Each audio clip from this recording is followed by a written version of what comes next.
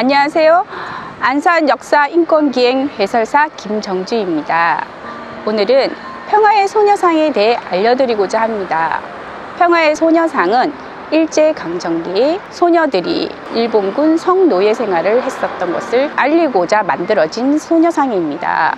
1991년 김학순 할머니가 일본군 위안부였다는 정언을 시작으로 전 세계에 일본군 위안부의 존재를 알리기 시작했습니다.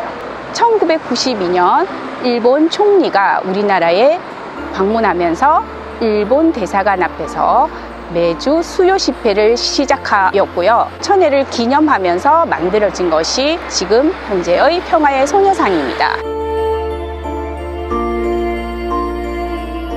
이 평화의 소녀상은 일본 대사관 앞에 처음으로 건립되었는데요. 평화의 소녀상은 단발머리로 짧게 잘려져 있습니다. 짧게 잘려진 단발머리는 국가로부터 가족으로부터 단절된 것을 뜻하고요. 꽉 찐 두 주먹은 일본 정부로부터 진정한 사과와 배상을 받기를 바라는 마음을 표현하고 있습니다. 아래쪽에 있는 맨발은 매우 안타까운 건데요. 그 당시에 도망을 가지 못하기 위해서 신발을 신기지 않았다고 합니다. 그래서 그때의 모습을 그대로 표현한 것입니다. 그리고 어깨에 올려진 파랑새는 할머니들의 희망, 그리고 먼저 간 할머니들과 현재 우리들을 이어주는 파랑새라고 할 수 있습니다.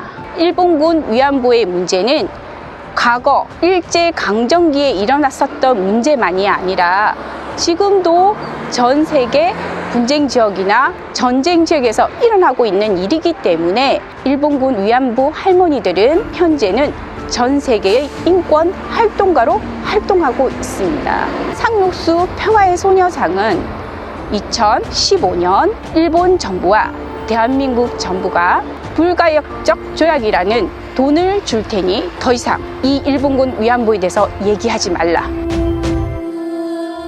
여기서 중요한 것은 피해 당사자인 할머니들은 이 사실을 몰랐다는 겁니다. 일본 정부뿐만 아니라 대한민국 정부도 일본군 위안부 할머니들에게 크게 잘못한 것이라고 생각되어집니다.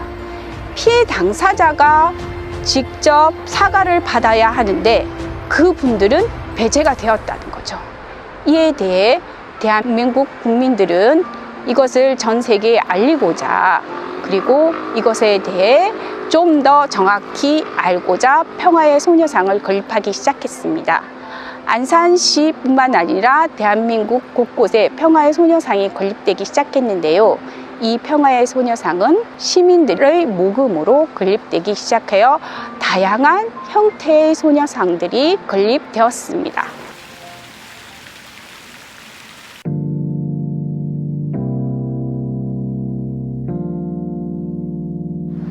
2018년 11월 강제징용에 대한 배상 판결이 있었습니다.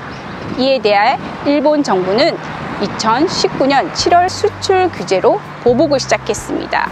대한민국 국민은 일본 물품에 대한 불매운동을 시작했습니다. 이와 함께 평화의 소녀상 건립도 추진되었는데요. 안산에는 상록수에 있는 앉아있는 소녀상 말고 두 번째로 건립된 것이 이 서있는 소녀상입니다. 전 세계에 우리나라에 있는 소녀상 말고도 다양한 소녀상이 있는데요. 그 중에서 제가 가장 좋아하는 소녀상은 샌프란시스코에 있는 소녀상입니다. 샌프란시스코에 있는 소녀상을 좋아하는 이유는 일본군 위안부 피해 국가들 중에 대한민국, 필리핀, 중국 소녀들이 함께 표현된 소녀상이기 됩니다.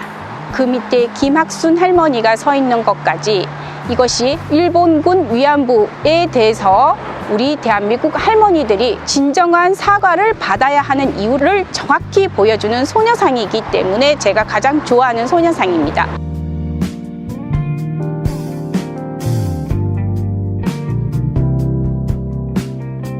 평화의 소녀상을 통해서 진정으로 우리가 기억해야 되는 것은 할머니들이 당시에 당했던 피해에 대해서 일본 정부로부터 진정한 사과와 피해 보상을 받아야 하는 것을 기억하셨으면 좋겠습니다. 이곳에 서 있는 소녀상이 건립된 1주년을 맞이하여 이름을 공모했습니다. 상록수 소녀상은 아루, 이곳은 루하라고 이름을 지었는데요. 여러분들이 안산에 있는 소녀상을 불러줄 때는 아루와 루하로 불러주시기 바랍니다.